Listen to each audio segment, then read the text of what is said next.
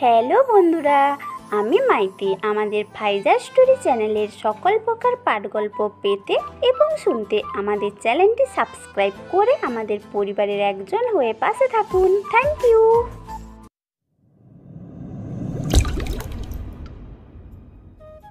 জুতার গাড়িটা নিয়ে চলে আসলাম বাজারে। একটা খালি জায়গা পেয়ে ওইখানেই দাঁড়িয়ে গেলাম। কিছুক্ষণ পর একটা লোক এসে বলতে লাগলো, এই তুই কোথা থেকে আসলি রে? তোকে তো আগে কখনো দেখি নাই। আর তুই আমার জায়গা দখল করে নিয়েছিস কেন? চাচা, এই জায়গায় কোনো কিছু রাখা ছিল না, তাই আমি এইখানে দাঁড়িয়ে গেছি। আপনি একটু অন্য জায়গায় গিয়ে বসেন। যত বড় মুখ নয় তত বড় কথা। এই এটাকে ধর তো, কোথা থেকে উঠে এসেছে, এইখানে এসেই আমার জায়গা দখল করে বসে আছে। এই বলে লোকটা আমাকে পিটাতে লাগলো। চাচা, প্লিজ আমাকে মাফ করে দেন।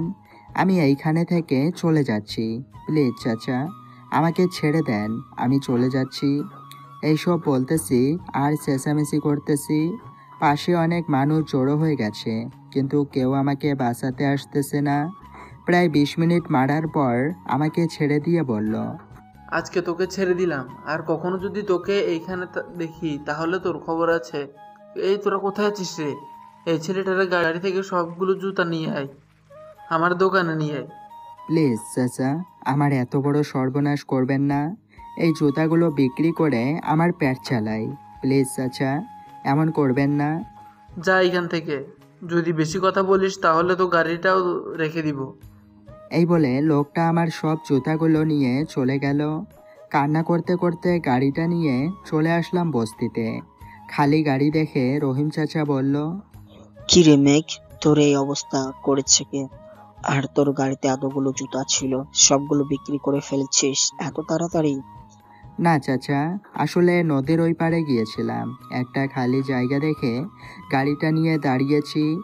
এমন সময় একটা লোক এসে আমাকে বকাবকি করে। আমার সবগুলো জুতা নিয়ে গেছে আর আমাকে পিটাইছে অনেক। থাক, কান্না করিস না রে, ওরা বড়লোক মানুষ, ওরা যা খুশি করতে পারবে। আমরা গরিব, আমাদের কেউ সাহায্য করতে পারবে না। চাচা। এই বলে ভ্যান গাড়িটা রেখে চলে আসলাম আমার ঘরে। শরীরটা অনেক ব্যথা করতেছে। বিছানায় শুয়ে পড়তেই কখন ঘুমিয়ে গেছি খেয়াল নেই। চোখ খুলতেই দেখি আমি হাসপাতালের বেডে শুয়ে আছি। পাশে রহিম চাচা বসে আছে। চাচা, আমি এইখানে কি করে আসলাম? তোর ঘরে গিয়ে দেখি তুই ঘুমিয়ে আছিস, পরে তোকে ডাকি নাই। রাতে যখন খাবার খেতে আসলি না, তখন তোর ঘরে গিয়ে তোর শরীরে হাত দিয়ে দেখি জ্বরে শরীর পুড়ে যাচ্ছে।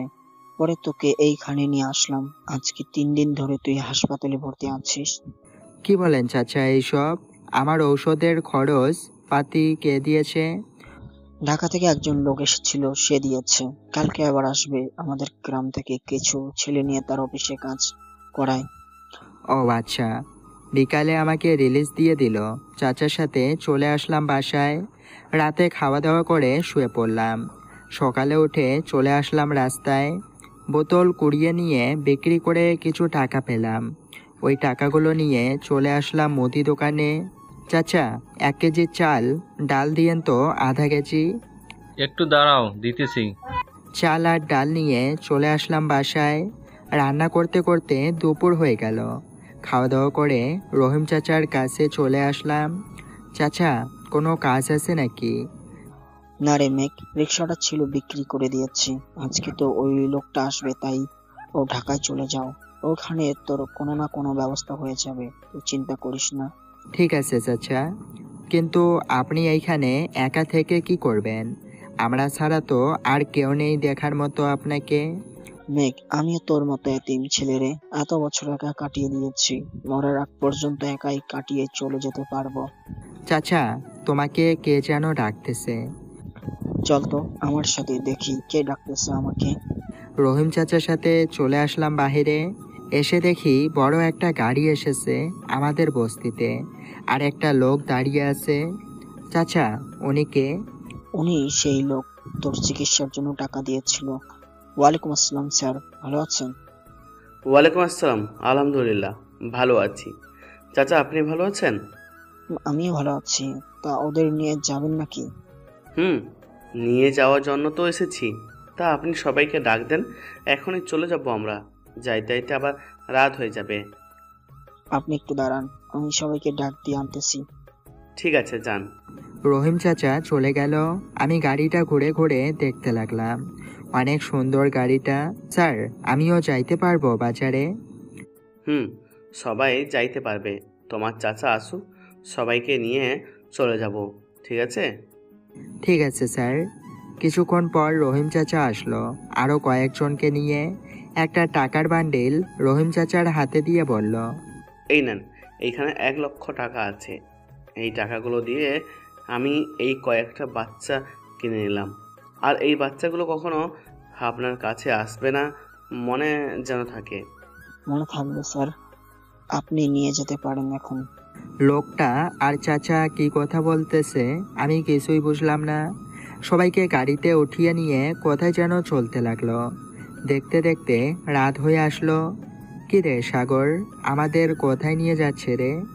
আমাদের কাজের জন্য শহরে নিয়ে যাচ্ছে। ওইখানে আমরা কাজ করব আর ভালো ভালো খেতে পারবো রে। তাহলে তো ভালোই হলো রে। দেখতে দেখতে রাত হয়ে আসলো। কিছুক্ষণ পর একটা কারখানায় এসে আমাদের নামিয়ে দিয়ে চলে গেল। কয়েকজন লোক এসে আমাদেরকে ভিতরে নিয়ে গেল। এসে দেখি এইখানে আমাদের গ্রামের অনেক লোকজন আছে। এই, তোরা ওদের সাথে কাজে লেগে পড়। যে কাজ করবে না তাকে এটা দিয়ে পিটিয়ে পিঠের চামড়া তুলে ফেলবি। লোকটার কথা শুনে সবাই ভয়ে কাজ করতে লাগলাম। কাজ করতে করতে কখন যে সকাল হয়ে গেছে খেয়াল ছিল না। সকালে একটা রুটি আর ডাল এনে দিয়ে বলল, এই এই সবাই খাওয়া দাওয়া করে আবার কাজ করতে করতে থাক। না করলে তো বুঝতেই পারছিস কি করব। সবাই ভয়ে ভয়ে কাজ করতে লাগলো। দেখতে দেখতে কেটে গেল 2টি মাস। বন্দিখানায় থাকতে আর ভালো লাগে না রে সাগর। আমারও ভালো লাগে না, মন চায় এইখান থেকে পালিয়ে যায়। কিন্তু এই লোকটাকে দেখেই তো ভয় লাগে। পালিয়ে কোথায় যাব? আবার যদি ধরে নিয়ে আসে? তোর কথাও ঠিক আছে, যা হবার রাতে হবে। এখন কাজ কর মন দিয়ে। কথা বলতে দেখলে আবার কপালে মাইল লেখা আছে রে। হুম। সারাদিন কাজ করে রাতে খাবার খেয়ে শুয়ে পড়লাম। রাত প্রায় 12টা। এই সাগর, ঘুমিয়ে গেছিস নাকি রে? না রে, ঘুমাই নেই। চল এখন। আমরা আস্তে আস্তে ফ্যাক্টরি থেকে বেরিয়ে চলে আসলাম বাহিরে। সামনে তাকিয়ে দেখি দারোয়ান নাকে সরিষার তেল দিয়ে ঘুমাচ্ছে। এই ফাঁকে 2জন বেরিয়ে চলে আসলাম রাস্তায়। এই সাগর, দৌড় দে, তা না হলে এইখানে আবার আমরা আটকে যাব। যদি ওরা দেখতে পারে তাহলে আবার ধরে নিয়ে যাবে। এই বলে 2জনে দৌড়ে চলে আসলাম কিছুটা দূরে। কিরে, এখন কোথায় যাবি? চল, সামনের দিকে এগিয়ে গিয়ে দেখে কোনো দোকান খোলা আছে কিনা। ওইখান থেকে কিছু খেয়ে নিবে, খুব ক্ষুধাও লাগছে। চল। সামনে এসে দেখি একটা চায়ের দোকান খোলা আছে। চাচা, চা হবে নাকি? একটু দাঁড়াও, দিতেছি। চা তো শেষ হয়ে যাচ্ছে, কিন্তু তোমাদের তো আগে কখনো এই এলাকায় দেখি নাই। তোমরা কোথায় থেকে আসলে এইখানে? আমরা নরসিংদী থেকে এসেছি। 2 মাস আগে আমাদের নিয়ে এসেছে 2জন লোক। কারখানায় কাজ করি প্রতিদিন, কিন্তু আমাদের অনেক মারধর করে। তাই আজকে সুযোগ বুঝে পালিয়ে এসেছি। ও আচ্ছা, তা এখন কোথায় যাবে?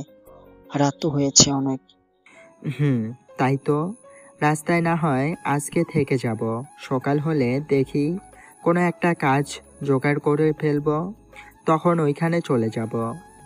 এই নাও, এখানে রুটি আর কলা আছে, এইগুলো খেয়ে নিও তোমরা। আমি এখন বাড়িতে চলে যাব। তোমরা চাইলে আমার সাথে যাইতে পারো। না, আমরা রাস্তায় কাটিয়ে দিতে পারবো, সমস্যা নেই, আপনি যান। ঠিক আছে, তাহলে তোমরা থাকো। আর পানি খেতে চাইলে দোকানদারের পিছনে একটা কল আছে, ওইখান থেকে নিয়ে নিও। ঠিক আছে। দোকানদার চলে গেল। রুটি কলাগুলো 2জন খেয়ে সামনের দিকে হাঁটতে লাগলাম। হঠাৎ কারো চিৎকারের শব্দ শুনতে পেলাম। এই সাগর, কে যেন চিৎকার দিয়েছে, শুনেছিস? রে, সামনের থেকে চিৎকারটা এসেছে। সামনে তো একটা জঙ্গলও দেখা যাচ্ছে। চল, সামনের দিকে এগিয়ে গিয়ে দেখে। চল। আমরা চলে আসলাম সামনের দিকে, কিন্তু কাউকে দেখতে পেলাম না। হঠাৎ আবার চিৎকার শুনতে পেলাম। সাগর, আমার মনে হচ্ছে জঙ্গলের ভিতর থেকে চিৎকারটা এসেছে। যাবি নাকি তুই? না রে, আমার ভয় করে যদি আমাদের কেউ মেরে ফেলে। ভয় পেলে চলবে না রে, আল্লাহর উপর ভরসা রাখ। আর আল্লাহ চাইলে আমাদের মারতেও পারে, আর চাইলে বাঁচিয়েও দিতে পারে। এই বলে দুইজন সামনের দিকে হাঁটতে লাগলাম। প্রায় কিছু দূর চলে আসলাম। সাগর বলতে লাগলো, মেঘ, সামনের দিকে তাকিয়ে দেখ, কয়েকটা লোক একটা লোককে মেরে ফেলে দিয়ে চলে যাচ্ছে। কোনো শব্দ করিস না, ওরা চলে যাক। এরপর আমরা ওই লোকটাকে নিয়ে হাসপাতালে চলে যাব। ঠিক বলেছিস। লোকগুলো চলে যেতেই আমি আর সাগর লোকটার কাছে এসে দেখি পেট থেকে অনেক রক্ত বের হচ্ছে। দুজনের গেঞ্জি খুলে কাটা জায়গায় বেঁধে দিলাম যাতে রক্ত পড়া কম হয়। সাগর, তুই একটু কষ্ট করে ওনাকে আমার পিঠে তুলে দে, দেখি কতটুকু নিয়ে যেতে পারি। ঠিক আছে, ধরো নাকে। লোকটাকে পিঠে করে নিয়ে চলে আসলাম রাস্তায়, কিন্তু কোনো গাড়ি পেলাম না। হঠাৎ লোকটার পকেট থেকে ফোনটা বাজতে লাগলো। ফোনটা বের করে রিসিভ করতেই ওই পাশ থেকে বলল, আসসালামু আলাইকুম ভাই, আপনি কোথায় আছেন? আমাদের বলেন, আমরা এখনই আসতেছি। আমি আপনার ভাই না, আপনার ভাইকে কারা যেন মেরে জঙ্গলে ফেলে দিয়ে গেছে। আমরা তুলে রাস্তায় এনেছি, গাড়ি পাচ্ছি না কোনো। তোমরা এখন কোথায় আছো আমাকে বলো, আমরা এখনই আসতেছি। আমরা তো জানি না এখন কোথায় আছি, কিন্তু দুই পাশে জঙ্গল আর মাঝে একটা রাস্তা। আমার মনে হয় এইখান দিয়ে কোনো গাড়ি চলাচল করে না। ও, বুঝতে পারছি তোমরা কোথায় আছো এখন। আচ্ছা তোমরা থাকো, আমরা এখনই আসতেছি। ভাই, আপনার কি হয়েছে? কথা বলেন। এই রাজীব, রোহান, তাড়াতাড়ি এইদিকে আয়, ভাইকে গাড়িতে ওঠা, ভাইয়ের অবস্থা খুব খারাপ। লোকটাকে গাড়িতে উঠিয়ে নিয়ে গেল। কেমন মানুষ ওনারা! আমরা বাঁচিয়েছি আর আমাদের কিছুই বলল না। চল সাগর, আমরা সামনের দিকে হেঁটে যাই। সকাল তো প্রায় হয়ে এসেছে মনে হয়। কিন্তু ওই লোকটার ফোন তো তোর কাছে আছে, ফোন তো নিয়ে যায় নাই। ফোনটা দিয়ে কি করবে এখন? তাই তো, এখন কি করি বলতো? চল, আমাদের এত চিন্তা করতে হবে না। যার ফোন উনি নিজেই ফোন দিয়ে নিয়ে যাবে। নে আমাদের কাছ থেকে। এই বলে ফোনটা পকেটে রেখে দিলাম। হাঁটতে হাঁটতে চলে আসলাম মেন রাস্তায়। এসে দেখি অনেক গাড়ি চলাচল করতেছে। কিরে, এখন কি করবি? আমরা তো কোনো জায়গা চিনি না, কি কাজ করব, কি খাবো? আমার কাছে 100 টাকা আছে, আজকের দিনটা না হয় চলে যাবে, কিন্তু কালকে কি খাবো? চল সামনের দোকানে জিজ্ঞাসা করি কোনো কাজ পাই কিনা। এই বলে যেই সামনে এগোতে যাব এমন সময় ফোনটা বাজতে লাগলো। ফোনটা রিসিভ করতেই ওই লোকটা বলে উঠল, তোমরা এখন কোথায় আছো বলো, আমরা তোমাদের নিতে আসতেছি। আমরা তো চিনি না জায়গা। চাচা, এই জায়গাটার নাম কি একটু বলবেন? এই জায়গার নাম হচ্ছে রাজারবাগ পুলিশ লাইন। শুনেছেন তো কি বলেছে? শুনেছি। তোমরা ওইখানেই দাঁড়াও, আমি আসতেছি তোমাদের নিতে। ঠিক আছে, আসেন। এই বলে ফোনটা কেটে দিল। কিছুক্ষণ পর প্রায় 10টার মতো গাড়ি এসে আমাদের সামনে থামলো। তাকিয়ে দেখি কালকে সেই লোকটা আমাদের সামনে এসে বলল, তোমরা ওই দুইজন তাই না, কালকে আমাদের ভাইকে বাঁচিয়েছো? আমরাই। চলো আমাদের সাথে, ভাই তোমাদের দেখবে। আমরা চলে আসলাম হাসপাতালের সামনে। অনেক লোকই এইখানে আমাদেরকে নিয়ে চলে আসলো 3 তলায়। একটা রুমে ঢুকে দেখি লোকটা বসে আছে, তার পাশে একটা মেয়ে আর একটা মহিলা বসে আছে। আমাদের দেখে লোকটা বলল, তোমরাই আমাকে বাঁচিয়েছো। আমরাই আপনাকে জঙ্গলের ভিতর থেকে নিয়ে এসেছি রাস্তায়। এরপর ওনারা ফোন দিয়েছে। তা তোমাদের শরীরের জামা কাপড় কোথায়? আপনার পেট থেকে অনেক রক্ত বের হচ্ছিল, আমরা ওইখানে বেঁধে দিয়েছিলাম যাতে রক্তটা আর না বের হয়। বাহ, তোমরা তো অনেক ভালো কাজ করেছো। এই ডেভিড ডাক্তারকে বল আমাকে রিলিজ দিয়ে দিতে, আর ওদের জন্য কাপড় নিয়ে আয় শপিং মল থেকে। ঠিক আছে ভাই, আর এই নে আপনার ফোন। এই তোমরা দুজন চলো আমাদের সাথে, তোমাদের জন্য কাপড় কিনে আনবো। না, আমাদের কিছু লাগবে না, আমাদের একটা কাজ বের করে দিলেই হবে। তোমরা যাও ওর সাথে, রাতে তোমাদের কাজ বের করে দিব, তখন ওই কাজটা করবে। ঠিক আছে। আমরা চলে আসলাম ডেভিডের সাথে, কাপড় কিনে নিয়ে চলে আসলাম বড় একটা বাড়িতে। আচ্ছা ভাই, এই বাড়িটা কার, আর আমরা এইখানে এসেছি কেন? এইটা হচ্ছে আমার ভাইয়ের বাড়ি। তোমরা যাকে বাঁচিয়েছো তার বাড়ি এইটা। চলো আমার সাথে, আমি তোমাদের একটা ঘর দেখিয়ে দিই, ওইখানে ফ্রেশ হয়ে নাও তোমরা। ঠিক আছে। আমরা ফ্রেশ হয়ে চলে আসলাম বাইরে। এসে দেখি অনেক লোক দাঁড়িয়ে আছে, তাদের হাতে বড় বড় পিস্তলের মতো কি যেন নিয়ে দাঁড়িয়ে আছে। আচ্ছা ভাইয়া, এইগুলা কি আপনাদের হাতে? আর সবার হাতে একই জিনিস কেন? তোমার মনে হয় এখানে নতুন এসেছো। উনি যার বাসায় এসেছে উনি এখানে অনেক বড় মানুষকে, ওনাকে দেখে বড় বিজনেসম্যান, প্রধানমন্ত্রীরাও ভয় পায়। ও আচ্ছা, উনি এমন কি কাজ করে যে ওনাকে দেখে ভয় পায় সবাই? আর কালকে তো ওনাকে মেরে ফেলে দিয়ে এসেছে, আমরা না থাকলে তো উনি মরেই যেত। আমাদের বসকে বাঁচিয়েছো, তোমার জন্য অনেক কিছু দিবে। ওই তো বস চলে এসেছে, তোমরা ঘরে যাও। আমরা চলে আসলাম ঘরে, দুইজন বসে আছি, খুব ক্ষুধাও লাগছে। কিরে সাগর, চল আমরা বাহির থেকে কিছু খেয়ে আসি, খুব ক্ষুধাও লাগছে। রে, আমারও তো লাগছে। চল তাহলে কিছু খেয়ে আসি। তোমরা কোথায় যাচ্ছ এখন? আমাদের খুব ক্ষুধা লাগছে, তাই বাহির থেকে কিছু খেয়ে আসতেছি। তোমরা আমার বাড়িতে এসেছো, বাইরে খাবে কেন? বসো তোমরা। এই ডেভিড, ওদের খাবার এনে দে, আমি ঘর থেকে আসতেছি। মামনি, তুমিও খাবার খেয়ে নাও, সকালে তো মনে হয় কিছু খাওনি। আম্মু, তুমি রুমে যাও, আমি তোমার জন্য খাবার নিয়ে আসতেছি।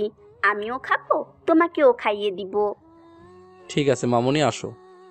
খাবার খেয়ে বসে আছি, কিছুক্ষণ পর ওই লোকটা আসলো। তা তোমরা কি কি কাজ করতে পারো শুনি? আগে কি কখনো কোনো কাজ করেছো? না, আমরা কোনো কাজ করি নাই আগে কখনো, এই প্রথম এইখানে এসেছি। দুইজন লোক আমাদেরকে গ্রাম থেকে কিনে নিয়ে এসেছে। তোমরা কি চিনো নাকি ওই লোকগুলোকে? আবার দেখলে চিনতে পারবে? আবার দেখলে চিনতে পারবো, কিন্তু ওনারা আবার আমাদের দেখলে তো আবার নিয়ে যাবে আমাদের। আর নিয়ে যেতে পারবে না। এই ডেভিড, ওদেরকে পিস্তল চালানো শিখিয়ে দে, আর কাল থেকে ওদের ট্রেনিং দিস, কেমন? ঠিক না ভাই, আমি কাল থেকে ওদের ট্রেনিং দিবনি। আপনি রেস্ট নেন, আপনি অসুস্থ অনেক। আমার কিচ্ছু হয়নি, তুই ওদের খোঁজ খবর নে, যারা আমার উপর হামলা করেছিল। আমি এখনই খোঁজ খবর লাগিয়ে দিতেছি, আপনি কোনো চিন্তা করবেন না। আর তোমরা দুইজন আসো আমার সাথে।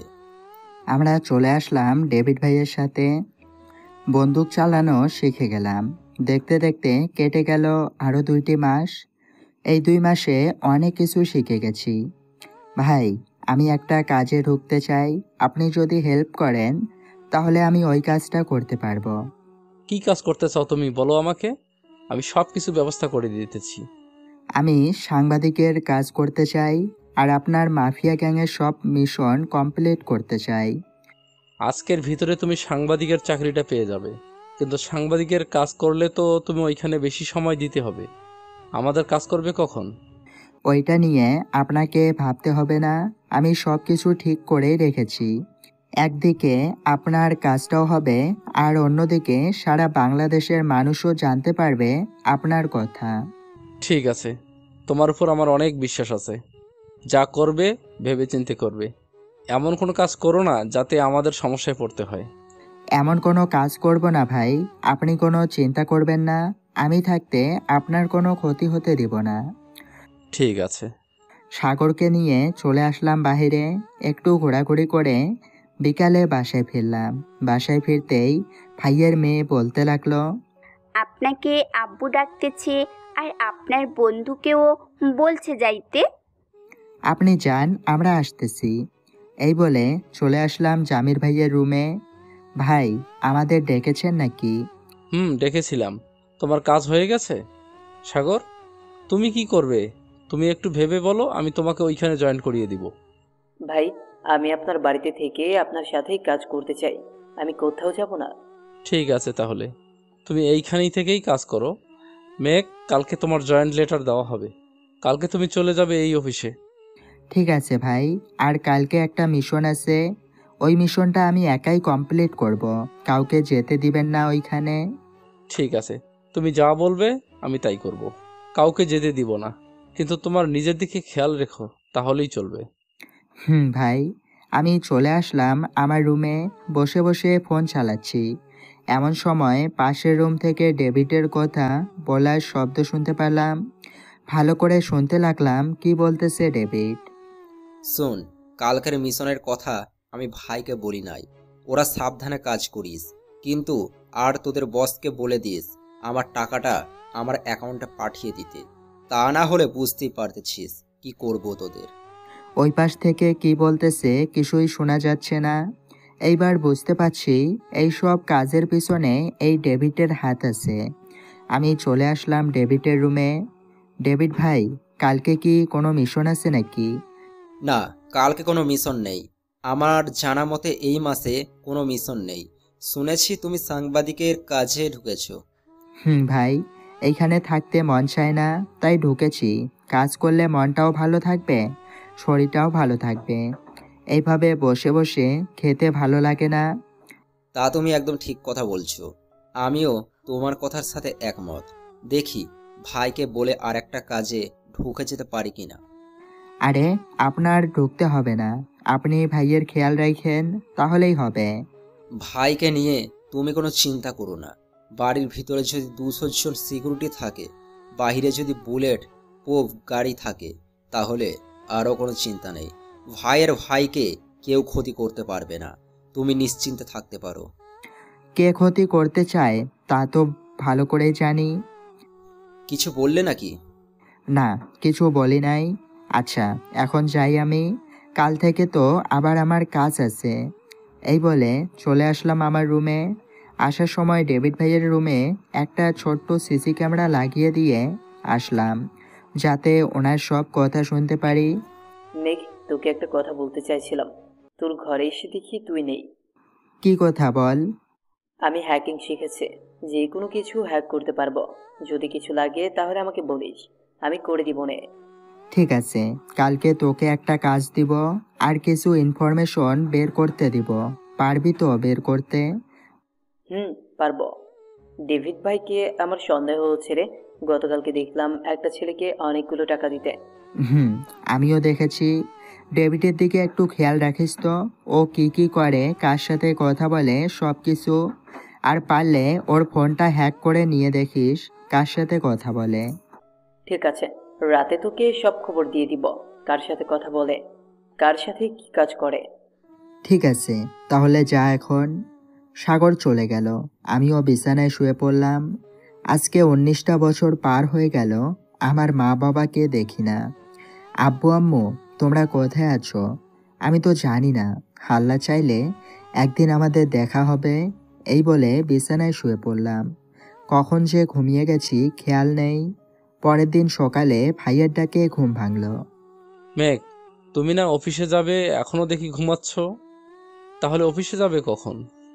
এই তো ভাই যাব, আপনার সাথে কিছু কথা আছে, বিকালে এসে বলবো আপনাকে। এই বলে চলে আসলাম ওয়াশরুমে। ফ্রেশ হয়ে খাওয়া দাওয়া করে চলে আসলাম সময় টিভি অফিসে। কাজ করতে করতে কখন যে দুপুর হয়ে গেছে খেয়াল নেই। আপনারা ভাবতেছেন আমার পড়ালেখা নেই, কিছুই নেই, তাহলে সময় টিভি চ্যানেলে ঢুকলাম কি করে? গল্পের সাথে থাকুন, আস্তে আস্তে সকল কিছু জানতে পারবেন। দুপুরে লাঞ্চ করার জন্য চলে আসলাম হোটেলে। এসে দেখি আমার পাশের টেবিলে আমার সাথে কাজ করে এক বড় ভাই বসে লাঞ্চ করতেছে। কেমন আছেন ভাই? আলহামদুলিল্লাহ, ভালো আছি। তুমি মেঘ না? আজকে অফিসে নতুন জয়েন করেছো? হুম, তা আপনি কি নাইট ডিউটিও করেন নাকি? না ভাই, বাসায় বউ বাচ্চা আছে, তাদের তো সময় দিতে হবে, তাই না? এর জন্য নাইট ডিউটি নেই। কেন, তুমি কি নাইট ডিউটি করবে নাকি? ভাবতেছি নাইট ডিউটি করব। এইসব কথা বলতে বলতে রাহুল ভাইয়ের সাথে বন্ধুত্ব করে ফেললাম। বিকালে কাজ শেষ করে স্যারের কেবিনে চলে আসলাম। আসসালামু আলাইকুম স্যার। ওয়ালাইকুম সালাম। তুমি নাম ওই তো মেঘ, তাই না? জামির ভাই ফোন দিয়ে বলেছিল তোমার কথা। স্যার, আমি নাইট ডিউটি করব আজকে থেকে। কিন্তু জামির ভাই তো আমাদের মানা করে দিয়েছে তোমাকে নাইট ডিউটি না দেওয়ার জন্য। আমি ওনার সাথে কথা বলে নিই, এরপর তোমাকে জানাবো আমি। জামির ভাইকে বলতে হবে না, আমি ওনাকে বলে নিবনি। আজকে রাত থেকে নাইট ডিউটি করব। আর আমার একজন মেয়ে সাথী লাগবে, যে কিনা সব সময় আমার সাথে থাকবে। তুমি বসো, আমি একজনকে ডেকে দিতেছি। এই বলে সুইচে চাপ দিতেই ম্যানেজার আসলো। ওনার সাথে কথা বলে একজন মেয়েকে পাঠিয়ে দিল স্যারের কেবিনে। স্যার, আসতে পারি? আসো। সরি, আসো জান্নাত, তোমার সাথে কিছু কথা ছিল। জি, বলেন স্যার। আজকে থেকে তোমাকে নাইট ডিউটি করতে হবে। তুমি ওনার সাথে সব সময় থাকবে, উনি যেখানে যায় সেখানেই যাবে তুমি। কিন্তু স্যার, আমি তো ওনাকে চিনি না। একটা অচেনা ছেলের সাথে আমি কি করে যাব স্যার? তুমি হয়তো ওনাকে চিনো না, আরএস মাফিয়ার ছোট ভাই উনি। তুমি নিশ্চিন্তে থাকতে পারো, তোমার কোনো ক্ষতি হবে না। ঠিক আছে স্যার, এখন তাহলে আমি যাই। আজকে তোমার ছুটি, রাতে উনি ফোন দিলে চলে আসবে, ঠিক আছে? ওনার নাম্বার নিয়ে যাইও। মেঘ, যাও, আমি বলে দিয়েছি। ধন্যবাদ স্যার। এই বলে চলে আসলাম বাহিরে। শুনেন মিস জান্নাত, আজ থেকে আমার সাথে কাজ করতে হবে। যেখানে যাব ওইখানেই যেতে হবে। আর এই নেন আমার নাম্বার। আজকে রাত ঠিক 8টায় ফোন দিবেন আমাকে, কাজ আছে একটা। ঠিক আছে, যা বলবেন তাই হবে। আর হ্যাঁ, শুধু নাইট ডিউটি আমিই দিয়েছেন, তাই না যে দিনের বেলাও আমাকে ফোন দিয়ে ডাক দিবেন। দিনের বেলা কোনো কাজ নেই, রাতের বেলায় কাজ। এই বলে চলে আসলাম নিচে। বাইকটা নিয়ে সোজা বাড়িতে চলে আসলাম। এসে দেখি ডেভিড জামির ভাইয়ের তার মেয়ে বসে আছে।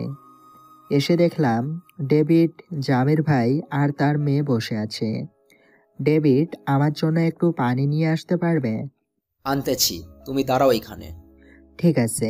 ডেভিড চলে গেল। নীলা আপু, আপনি একটু বাড়ির ভেতরে যান, ভাইয়ের সাথে কথা আছে আমার। কিন্তু আমি এইখানে থাকলে সমস্যা কি? মামনি, মেঘ যা বলছে তাই করো। যাও, রুমে যাও, একটু পর আইসো। ঠিক আছে আব্বু। নীলা যেতেই বলতে লাগলাম, ভাই, ডেভিডের থেকে একটু সাবধানে থাকবেন, আপনার ক্ষতি করার চেষ্টা করবে। কি বলতেছো মেঘ? ডেভিড আমার এখানে কত 10 বছর ধরে কাজ করছে, আর তুমি কিনে বলতেছো ও আমার ক্ষতি করবে?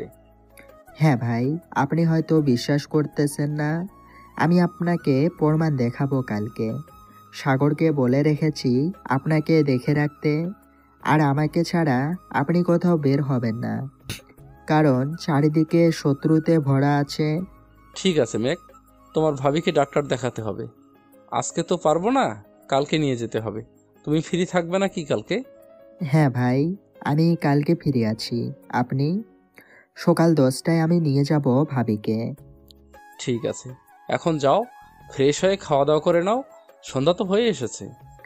এখন খাবো না ভাই, রাতে খেয়ে একটা কাজ আছে, ওই কাজটা করতে যাব।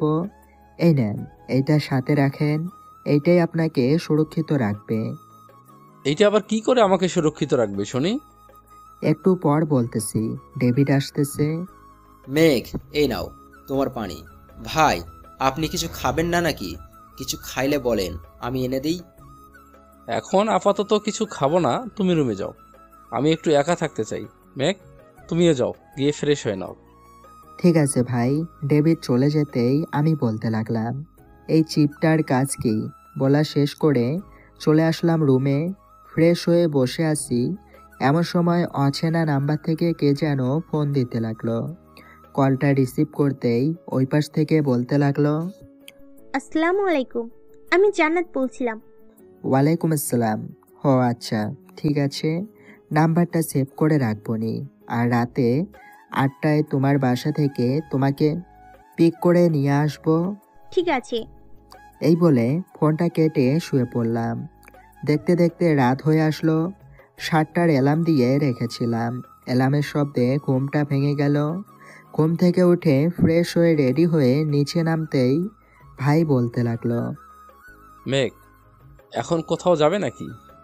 হ্যাঁ ভাই, এখন একটু কাজ আছে, কাজ শেষ করে বাসায় ফিরবো সকালে। আমার জন্য চিন্তা করতে হবে না। আমি আসবো নাকি? তুমি গিয়ে কি করবে? আমি তো অফিসের কাজ করব।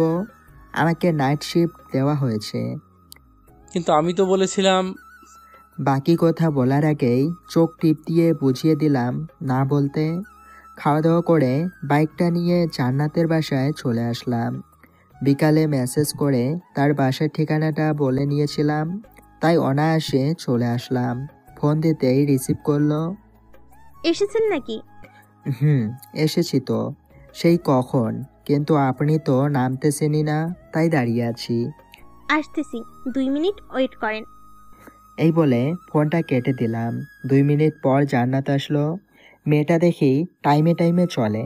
আচ্ছা জান্নাত, আপনি যে বললেন 2 মিনিটে আসতেছেন, আপনি কয়তলায় থাকেন যে 2 মিনিট লাগলো আসতে? 3 তলায় থাকি। আর আমি যদি বলি 5 মিনিট পর আসতেছি, তাহলে 5 মিনিট পরেই আসবো। আমার নিচে নামতে 2 মিনিট লাগে। ঘড়ির কাঁটার সাথে আমি চলাফেরা করি। বাহ, ভালোই।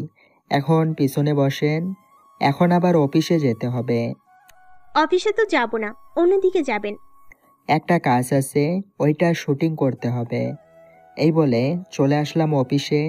ক্যামেরাগুলো নিয়ে সোজা চলে আসলাম মিশনের সেই জায়গায়। আপনি আমাকে জঙ্গলে নিয়ে এসেছেন কেন? আমাকে মেরে ফেলবেন না তো? আরে না, গাছে উঠতে পারেন নাকি? না, গাছে তো উঠতে পারে না, কিন্তু গাছে উঠে কি হবে? দরকার ছিল। আচ্ছা চলেন আমার সাথে।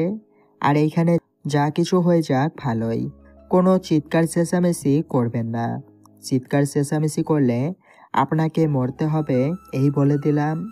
আমি মরতে চাই না, আপনি যা বলবেন তাই হবে। এই নেন, আমি যখন বলবো এইটা কানে দিয়ে নিতে, তখন এইটা কানে দিয়ে নিবেন। আপনাকে ডাকলেও আপনি কানে কিছুই শুনবেন না। আমার কথাগুলো মন দিয়ে শুনে নিয়েন, যা বলছি তাই করবেন। এই বলে জান্নাতকে একটা জোপের আড়ালে এনে বসিয়ে দিলাম।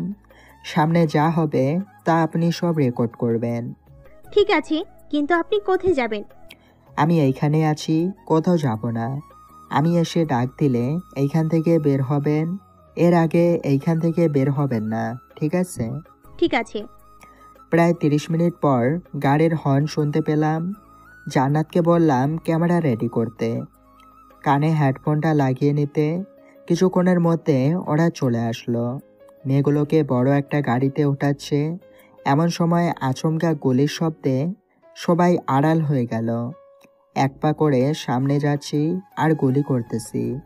দেখতে দেখতে 10 থেকে 12টা লোককে মেরে মাটিতে ফেলে দিলাম। পিস্তলের গুলি শেষ হতেই এক একটার উপর ঝাঁপিয়ে পড়লাম। কারো গাড় ভেঙে ফেলতেছি, কারো হাত। দেখতে দেখতে 1 ঘন্টা কেটে গেল। মিশন শেষ করে দুবাইয়ের মাফিয়াকে সামনে নিয়ে আসলাম। জান্নাতকে ডাক দিতেই জান্নাত বেরিয়ে আসলো। এখন কি করব আমি? এখন এইটার ভিডিও করো। এই কুত্তার বাচ্চা, সব সত্যি কথা বলবি তাহলে ছেড়ে দিব। আর যদি একটা মিথ্যা কথা বলিস তাহলে এই পিস্তলটা তো দেখতেছিস, তোর পিস্তল দিয়ে তোর চান্দি ফুটা করে ফেলবো, মনে থাকে যেন। বলতেছি সব সত্য কথা বলবো। আমি এখানে এসেছি মেয়ে কিনে নিতে। RS মাফিয়া কিংয়ের বাম হাত ডেভিড আমাদেরকে সাহায্য করেছে মেয়ে পাচার করতে। আজ পর্যন্ত কতগুলো মেয়ে পাচার করেছিস সব বল। প্রায় 2425 জন মেয়ে কিনে এনেছি। সব টাকা ডেভিডের কাছে আছে। আর কয়েকদিন পর RS মাফিয়া কিং জামিলকে মেরে সে জায়গা দখল করবে। সব কথা শুনে দুবাইয়ের মাফিয়া কিংকে মেরে ফেললাম। শালা বাংলাদেশ থেকে মেয়ে নিয়ে তাদের কিডনি বিক্রি করে দিস, তাই না? এখন উপরে চলে গেছিস, আল্লাহর কাছে জবাব দিস, ঠিক আছে? চলো জান্নাত, এখন আমরা অফিসে চলে যাই। না, আমি যাব না আপনার সাথে। আপনি একটা খুনি। আপনি বলেছেন সব সত্য কথা বলবে। এই লোকটাকে ছেড়ে দিবেন, কিন্তু আপনি ছাড়েন নাই। এই লোকটাকে আপনি মেরে ফেলেছেন।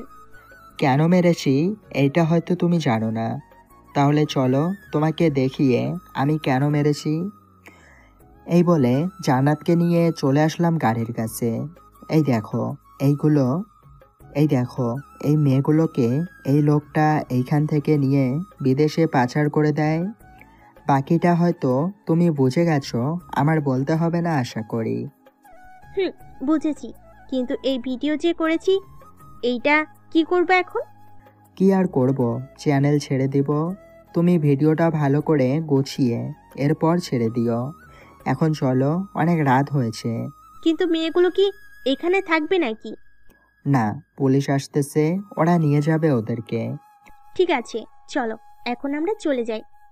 এই বলে চলে আসলাম অফিসে। কিছুক্ষণ কাজ করে চলে আসলাম বাসায়। এসে দেখি ডেভিড দাঁড়িয়ে আছে।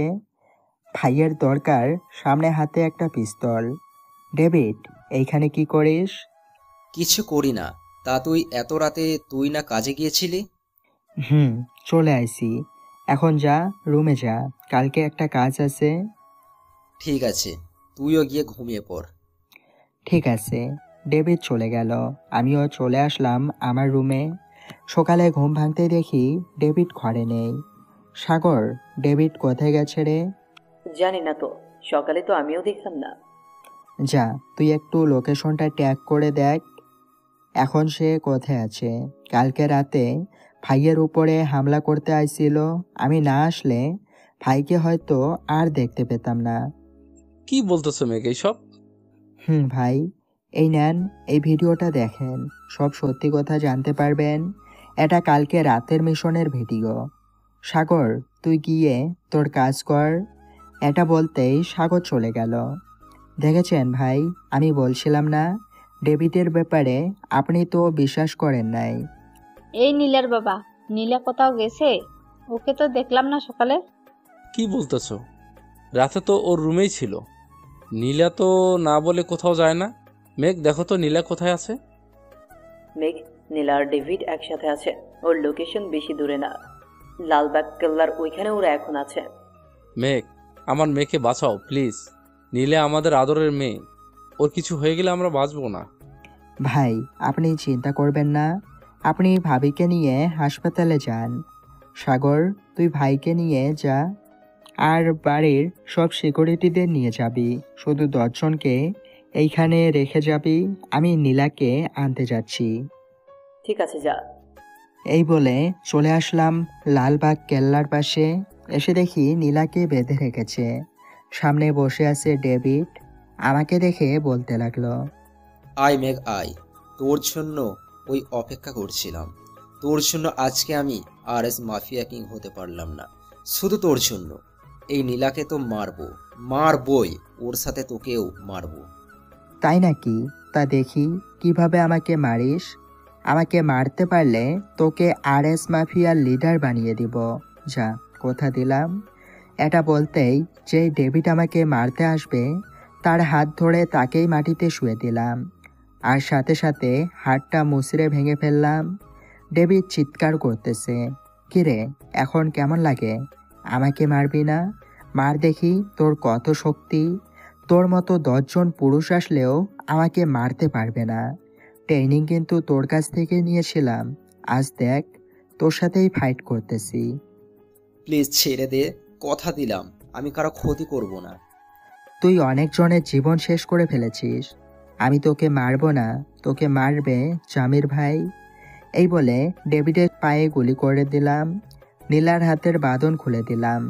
নীলা, চলো আমার সাথে, এখন বাসায় চলে যাই, আর এই কুত্তার বাচ্চাকেও নিয়ে যাব। এই বলে ডেভিডের পা ধরে টেনে টেনে নিয়ে চলে আসলাম গাড়ির সামনে। এসে দেখি সাগর দাঁড়িয়ে আছে। কিরে, তুই কখন আসলি? এই তো এখন আসলাম। জামির ভাই জোর করে পাঠিয়েছে আমাকে, আমি বলেছিলাম তুই পারবি একাই। আচ্ছা চল, চলে যখন এসেছি এখন তো ফিরে যাব। চল। এই বলে ডেভিডকে গাড়িতে উঠিয়ে ফেললাম। সাগর, এই কুত্তার বাচ্চাকে ধরে রাখিস, দেখিস আবার যাতে চলে না যায়। তুই কোনো চিন্তা করিস না, আমি যখন আছি এই ডেভিড কোথাও যেতে পারবে না, এই বলে দিলাম। না যেতে পারলেই হবে। গাড়ি ড্রাইভ করে চলে আসলাম বাড়িতে।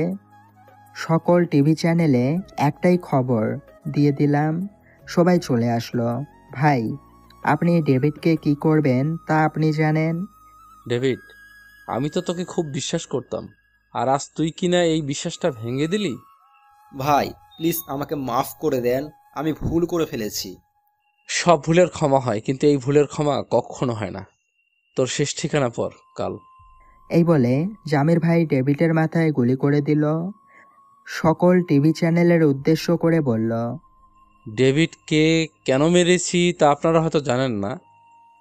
আজকে সময় টিভিতে ঠিক 7টায় সকল কিছু জেনে যাবেন। গত 4 বছর ধরে দেশ থেকে অনেক মেয়ে পাচার করেছে এই ডেভিড।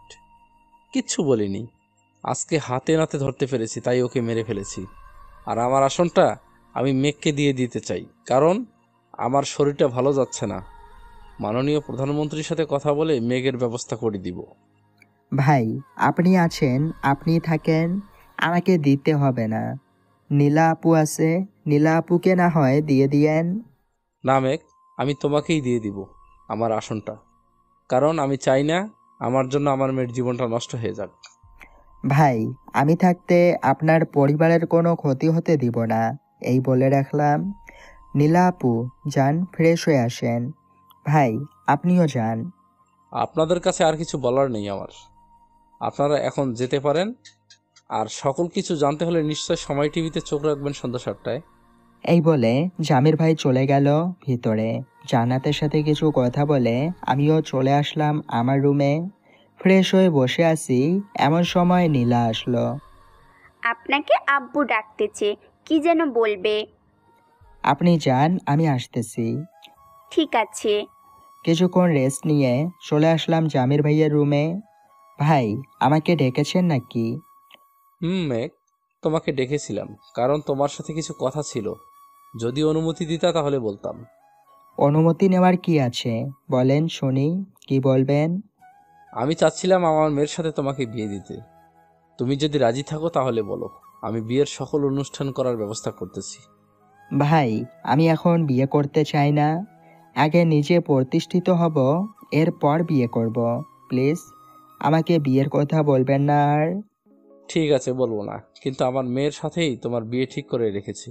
এখন থেকে নীলা তোমার সাথে সব সময় থাকবে। আমার সাথে থাকলে ভাই অনেক সমস্যা হবে, আমি চাই না আমার জন্য কারো সমস্যা হোক। তাই এর থেকে ভালো হবে নীলা আপু বাসায় থাকুক। ঠিক আছে, তুমি যা বলবে তাই হবে। যাও রেস্ট করো এখন গিয়ে, অনেক টায়ার্ড তুমি। ঠিক আছে ভাই। আমি চলে আসলাম আমার রুমে। ফ্রেশ হয়ে বসে আছি, এমন সময় সাগর আসলো। কিরে কিছু বলবি নাকি? বলবো। ডেভিড এখনো মরে নাই মেঘ। কি বলতেছিস? ডেভিড মরে নাই মানে? একটু আগেই তো ডেভিডকে মেরে ফেলেছি। ওইটা ডেভিডের যমজ ভাই ছিল। কি বলতেছিস এইসব? তোর কথা কিছুই বুঝতেছি না, সব কিছু খুলে বলতো শুনি, কি হয়েছে? এই নে, এই রেকর্ডগুলো শোন। কালকে রাতে ডেভিডের কি কি কথা হয়েছিল। সাগরের কাছ থেকে ফোনটা নিয়ে শুনতে লাগলাম ডেভিডের কথাগুলো। সত্যি তো, এটা ডেভিডের যমজ ভাই। সাগর তুই যে করেই হোক না কেন ডেভিডের লোকেশনটা বের কর। ঠিক আছে, আমি বের করতেছি। ডেভিডের ব্যাংক অ্যাকাউন্ট থেকে সব টাকাগুলো জামির ভাইয়ের অ্যাকাউন্টে দিয়ে ফেলেছে। ভালো করেছিস। আজকে রাতের ভিতরে ডেভিডের লোকেশন কোথায় আছে আমাকে জানাবি। এটা বলতেই সাগর চলে গেল, ওর কাজ করতেছে। বিছানায় শুয়ে পড়তেই আবার নীলা আসলো। কি ব্যাপার, আবার আপনি এসেছেন কেন? কেন আসতে পারি না নাকি? আসতে পারবেন না কেন? আপনাদের বাড়ি, আপনাদের ঘর, অবশ্যই আসতে পারবেন। আমি একটু রেস্ট নিব, তাই আর কি শুয়ে পড়ছিলাম। কিছু বলবেন নাকি? না, কিছু বলবো না। আচ্ছা আপনি রেস্ট নেন, আমি যাই এখন। নীলা চলে গেল। দরজাটা লাগিয়ে ঘুমিয়ে পড়লাম। ঘুম ভাঙলো রাতে, উঠে দেখি সাগর বসে আছে। কিরে তুই আমার রুমে কখন আসলি? এই তো মাত্র এসেছি। যেই ডাক দিতে যাব ফোনটা বেজে উঠেছে, তাই ধরতে গেছিলাম। এখন তুই উঠে গেলি। তুই যা, আমি আসতেছি। ফোনটা হাতে নিয়ে দেখি জান্নাত ফোন দিয়েছে। কি হয়েছে, হঠাৎ এই সময় ফোন দিয়েছেন যে? এমনি ফোন দিয়েছি। কেন, ফোন কি দিতে পারি না নাকি? পারেন, আমি তো মানা করি নাই। কিছু বললে বলেন, না হলে রাখি, ফ্রেশ হব এখন। একটু পর অফিসে আসেন, স্যার ডেকেছেন আপনাকে। ঠিক আছে, আমি আসবনি। এই বলে ফোনটা রেখে দিলাম। ফোন রাখতেই নীলা আসলো। কার সাথে কথা বলছিলেন? গার্লফ্রেন্ড নাকি? হুম হুম। না, অফিস থেকে ফোন দিয়েছিল, যাওয়ার জন্য বলেছে। ও আচ্ছা, আব্বু ডাকতেছে আপনাকে, বলতেছে নিচে যাইতে। আপনি যান, আমি ফ্রেশ হয়ে আসতেছি। এই বলে ওয়াশরুমে ঢুকে গেলাম। ফ্রেশ হয়ে এসে দেখি এখনও বসে আছে। কি ব্যাপার, আপনি এইখানে বসে আছেন যে? তো কি করব, আপনাকে নিয়ে এরপর যাব এইখান থেকে, এর জন্যই বসেছিলাম। ও আচ্ছা, চলেন এখন। এই বলে নীলাকে নিয়ে চলে আসলাম নিচে। ভাই, আমাকে ডেকেছেন নাকি? ডেকেছি। সাগরের জন্য মেয়ে খুঁজতেছি, তুমি কি বলো? ভালো খবর তো। ও যদি রাজি থাকে তাহলে খুঁজেন, আমিও না হয় খুঁজবনি। সাগর তো রাজি আছে। রাজি থাকলেই ভালো। আর ভাই, ডেভিড মরে নাই কিন্তু, ডেভিড এখনো বেঁচে আছে। আপনি যাকে মেরেছেন সে ডেভিড ছিল না, ডেভিডের যমজ ভাই ছিল এটা। কি বলতেছো? ডেভিড তো আমাকে কখনো বলেনি যে তার যমজ ভাই আছে। যমজ ভাই থাকলে নিশ্চয়ই বলতো আমাকে। হয়তো এই কথা লুকিয়ে রাখছে, বলার প্রয়োজন মনে করে নাই। আচ্ছা যাই হোক, সাবধানে থাকবেন, এটাই বলি। আর ভাবির রিপোর্ট কি এসেছে? কবে ডাক্তারের কাছে নিয়ে যাবেন আবার? 4 মাস পর নিয়ে যাব, তখন সিজার করাবে। ও আচ্ছা, ঠিক আছে। এখন আমি যাই, আস্তে আস্তে রাত হবে, বাড়ি থেকে বের হবেন না কিন্তু। সাগর, ভাইয়ের দিকে খেয়াল রাখিস। তুই চিন্তা করিস না, আমি খেয়াল রাখবো না। বাইকটা নিয়ে সোজা চলে আসলাম সময় টিভির অফিসের সামনে। ঘড়ির দিকে তাকিয়ে দেখি 7টা বাজতে আরও 5 মিনিট বাকি আছে। আমি যেতেই সবাই আমার সাথে হ্যান্ডশেক করতে লাগলো, কারণ আমি এত বড় একটা কাজ করে এনেছি। জান্নাতের কাছে যেতেই দেখি জান্নাত সব কিছু রেডি করে রাখতেছে, 7টায় সকল কিছু দেখাবে। তোমার জন্য অপেক্ষা করছিলাম, আগে ফোনটা দেখাবে, একটু বলতা। কোনটা? আর দেখাবো যেটা 1 ঘন্টার উপরে ভিডিও করা হয়েছে ওইটা আগে দেখাবো, এরপর সত্য কথা যে বলেছে ওইটা দেখাবো। আর আমাকে কেউ চিনতে পারবে না তো? না, চিনতে পারবে না। আমি সেই ব্যবস্থাটা করেই ভিডিওটা তৈরি করেছি, এখন শুধু সবাইকে দেখানোর পালা। ভিডিওটা ছাড়ার সাথে সাথে চ্যানেলের সকল কিছু পাল্টে যেতে লাগলো। জান্নাত, এসব কি হচ্ছে? চ্যানেল তো হ্যাক হয়ে যাচ্ছে, এখন কি করবে? কি আর করব, বড় বড় হ্যাকারদের খবর দাও যারা হ্যাকিংয়ের কাজ করে। একটু অপেক্ষা করো, আমি এখনই সবাইকে খবর দিতেছি। এই বলে জান্নাত বড় বড় হ্যাকারদের খবর দিয়ে দিল। সকল হ্যাকার চলে আসলো এইখানে, কিন্তু কেউ চ্যানেলটা ঠিক করতে পারছে না। কি ব্যাপার, তোমরা কি চ্যানেলটা ঠিক করতে পারবে না নাকি পারবেন? ভাই, আমরা কিছুতেই পারছি না এই হ্যাকটার লকটা খোলার। আর একবার যদি খুলতে চাই তাহলে চ্যানেল গায়েব হয়ে যাবে, আর কখনো চ্যানেল খুঁজে পাওয়া যাবে না। এখন কি করতে হবে তোমরা সবাই বলো, কারণ চ্যানেল হ্যাক হয়ে গেছে, এইটা এতক্ষণে বসের কানে চলে গেছে। এই হ্যাকটা একমাত্র সাগর ছাড়া অন্য কেউ খুলতে পারবে না। আরএস মাফিয়ার হয়ে কাজ করে ওই সাগর। ও আচ্ছা, এখন বুঝতে পারছি। এই বলে সাগরকে ফোন দিলাম। হ্যালো সাগর, সময় টিভি চ্যানেলগুলো হ্যাক হয়ে গেছে, সবগুলো ফিরিয়ে আনার ব্যবস্থা কর। এখনই করতেছে, তুই কোনো চিন্তা করিস না, 5 মিনিটের ভেতরেই সবকিছু ফিরিয়ে আনবো। এখন রাখি। এই বলে ফোনটা কেটে দিল। কিছুক্ষণ পর সবকিছু আবার ঠিক হয়ে গেছে। তোমরা কেমন হ্যাকার হয়েছ যে একটা চ্যানেলের সবকিছু ফিরিয়ে আনতে পারো না? ভাই, আমরা তো ব্যাংকের সিকিউরিটি সিস্টেম, আমাদের কাছে এইসব কাজ আমরা আগে কখনো করিনি আর কখনো করবও না। যাও, এখন তোমরা চলে যাও। চ্যানেল ফিরে আনতেই সব কিছু লাইভ করে দেখাতে লাগলো, কি কি হয়েছিল ওইখানে।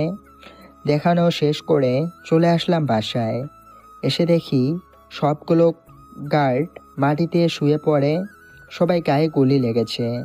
আমি দৌড়ে চলে আসলাম রুমে। এসে দেখি ডেভিড সাগরের দিকে বন্দুক তাক করে রেখেছে। কোমর থেকে পিস্তলটা নিয়ে ডেভিডের মাথায় গুলি করে দিলাম। শালা, তুই আমাদের লোকদের মারবি? আর আমি কিছু করব না? মেঘ, তুই আগে ভাইদের বাঁচা। পাশের রুমে আটকে রেখেছে, টাইম বোমা ফিট করে রেখেছে, যে কোনো সময় বোমগুলো ফেটে যেতে পারে। সাগরের হাত খুলে দিয়ে দৌড়ে চলে আসলাম পাশের রুমে। এসে দেখি সবাইকে বেঁধে রেখেছে। ভাবিকে আসে নামিয়ে বাইরে নিয়ে আসলাম। ভিতরে ঢুকে দেখি আর 3 মিনিট রয়েছে বম ফাটার। তাড়াতাড়ি করে দুইজনের দড়ি খুলে ফেললাম। সাগর, সবাইকে নিয়ে বাড়ি থেকে বেরিয়ে যা, আমি আসতেছি এক্ষুনি। মেঘ, তুমি চলে আসো, আমার বাড়ির দরকার নেই। মেঘ, চলে আসো তাড়াতাড়ি। সাগর ওদের নিয়ে চলে গেল বাড়ির বাইরে। 3 মিনিট শেষ হতে না হতেই বমটা ফেটে গেল। বাড়ি ভেঙে 2 ভাগ হয়ে গেল। সবাই কান্না করতেছে। সবাইকে অবাক করে দিয়ে বাইরে বেরিয়ে আসলাম। মেঘ, তুমি একা কেন করলে? আমরা তো সবাই বাহিরেই ছিলাম, তুমি ভিতরে থাকলে কেন? কিছু কাগজপত্র ছিল, ওইগুলোই নিয়ে এসেছি। চলেন আমার সাথে। এখন কোথায় যাব আমরা এই রাতে? কেন, আমার বাড়িতে যাবেন? কোনো সমস্যা নাকি? তোমার বাড়ি আছে এইখানে? আগে তো কখনো বলনি। তুমি বাড়ি বানিয়েছো? বলি নাই, একটা সিক্রেট রেখেছিলাম। সাগর, ও তো জানে আমি যে বাড়ি বানিয়েছি। ও আচ্ছা, চলো তাহলে এখন। আমরা গাড়ি করে চলে আসলাম আমার বাড়িতে। ভাই, এইটা হচ্ছে আমার বাড়ি। আজ থেকে এইখানে থাকবেন সবাই। বাড়ির চারপাশে সিসি ক্যামেরা লাগানো, আর বডিগার্ড তো আছেই। সবাই বাড়ির ভিতরে চলে গেলাম। ফ্রেশ হয়ে খাওয়া দাওয়া করে বসে আছি, এমন সময় নীলা আসলো। আচ্ছা, আপনি যে ওইখানে ছিলেন, আপনার কোনো ক্ষতি হয় নাই? না, আমার কোনো ক্ষতি হয় নাই। পিছনের রাস্তা দিয়ে বের হয়ে চলে এসেছি তাই। ও আচ্ছা। যাও, গিয়ে রেস্ট নাও। এখন আমার কিছু কাজ আছে, কাজগুলো সেরে নেই। না, যাব না, আজকে আপনার সাথে ঘুমাবো। ভাই, যদি আমাদের একসাথে দেখে তাহলে অনেক খারাপ হবে। আমাকে খারাপ ভাববে। তার চেয়ে ভালো আপনি আপনার রুমে চলে যান। না, ভাইয়া কিচ্ছু মনে করবে না। ভাইয়া তো বলেছে আমরা চাইলে একসাথে থাকতে পারি। না, আমি এখন একসাথে থাকতে পারবো না। যাই বলো না কেন তুমি। কেন একসাথে থাকতে পারবে না কেন শুনি? হুম, আমি কি ভুল করেছি যে একসাথে থাকতে পারবে না? বলো বলো। কোনো ভুল করো নাই। আগে কখনো মেয়েদের সাথে থাকি নাই। আর রাতে আমার লুঙ্গি ঠিক থাকে না, তাই বলছি আমার সাথে থাকতে হবে না। বিয়ের পর থাকেন, তখন কোনো সমস্যা হবে না। আমি যখন বলেছি এখন থাকবো তো এখন থাকবই, যাই হয়ে যাক না কেন আপনার। ঠিক আছে, তাহলে শুয়ে পড়েন পাশে। এই বলে আমি এক পাশে ঘুরে শুয়ে পড়লাম। মাঝরাতে ঘুম ভাঙতে দেখি নীলার এক পা আমার পায়ের সাথে, আর এক পা আমার বুকের উপরে। হায়রে মাইয়া মানুষ, এইভাবেই ঘুমায় বুঝি? যাই হোক, বেশি চিন্তা না করে আবার ঘুমিয়ে গেলাম। সকালে নীলার ডাকে ঘুম ভাঙল। এই যে ওঠেন, এখন সকাল হয়েছে তো, সেই 5টা বাজে, ওঠার কোনো নামগন্ধ নেই। উঠতেছি। এই বলে উঠে পড়লাম। ফ্রেশ হয়ে বসে আছি, এমন সময় অফিস থেকে ফোন দিল। মেঘ, দেখতে দেখতে তো 5টি মাস আমাদের অফিসে থেকে অনেক উন্নতি করেছো। এখন কি আরো কাজ করবে নাকি করবে না? আর কাজ করব না স্যার। এখন আপনি চাইলে ওইখানে আর একজনকে নিউ যোগ দিতে পারেন। ধন্যবাদ তোমাকে আমাদের সাহায্য করার জন্য। ধন্যবাদ দেওয়ার প্রয়োজন নেই। আরও কিছুক্ষণ কথা বলে চলে আসলাম নিচে। তো চলুন শুনে আসি ওই দিন ভাইয়ের সাথে এমডি স্যারের কি কথা হয়েছিল। অতীত। আসসালামু আলাইকুম ফারুক ভাই। ওয়ালাইকুম আসসালাম। জামির, এতদিন পর ফোন দিয়েছো যে, কোনো দরকার আছে না কি? আমার এক লোক তোমার চ্যানেলে কয়েক মাস কাজ করবে। আমাদের সকল কিছু ইনফরমেশন বের করে পুরো বাংলাদেশকে জানিয়ে দিবে। এর জন্য যদি কিছু কাগজ ছাড়াই তাকে রাখতে। আরে কাগজপত্র কিছুই লাগবে না, তুমি শুধু পাঠিয়ে দাও, বাকি সব আমি বুঝে নেব। ঠিক আছে। বর্তমান। এই ছিল অতীত। এখন বর্তমানে ফিরে যাক, সিঁড়ি দিয়ে নিচে নামতে দেখি মাননীয় প্রধানমন্ত্রী নিচে বসে আছে। আসসালামু আলাইকুম ম্যাম, আপনি কখন আসলেন? ওয়ালাইকুম আসসালাম। এই তো কিছুক্ষণ হলো এসেছি। তা তুমি তো দেখি ভালোই এগিয়ে গেছো। টপ বিজনেসম্যান নাম্বার ওয়ানে আছে তোমার অফিস, আর এইদিকে পুরো বাংলাদেশ থেকে শত্রু মুক্ত করেছো। এইটা তো আমার কর্তব্য ছিল। দেশে শত্রু থাকলে শত্রু বাড়বেই, এটা তো আপনি জানেনই। তাই তো আস্তে আস্তে সব শত্রুগুলোকে শেষ করে ফেলেছি। শুধু এখন রয়েছে ইন্ডিয়ার মাফিয়া কিং। ওকে মারতে পারলেই দেশে আর কোনো শত্রু থাকবে না। কয়েকদিন পর আসবে, একটু ধৈর্য ধরো না। সে কোথায় যাবে? হুম, চলেন খাবার খেয়ে নেবেন। না, এখন খাবো না। খাবার খাইলে পরে খাবো। এই নাও, আমার তরফ থেকে এইটা তোমার জন্য। এইসবের কি দরকার ছিল? একটা দিলেই তো যথেষ্ট ছিল, এতগুলো দেওয়ার দরকার ছিল না। সবকিছুর যোগ্য তুমি, মেঘ। জামে যা করতে পারে নাই, তা তুমি তার মেয়ের জামাই হয়ে করিয়ে দেখাইছো। হুম। প্রধানমন্ত্রী চলে গেল, আমরা বসে খাবার খেয়ে গল্প করতে লাগলাম। দেখতে দেখতে বিকাল হয়ে আসলো। ভাই, ভাবির তো বেশি দেরি নাই, কবে নিয়ে যাবেন?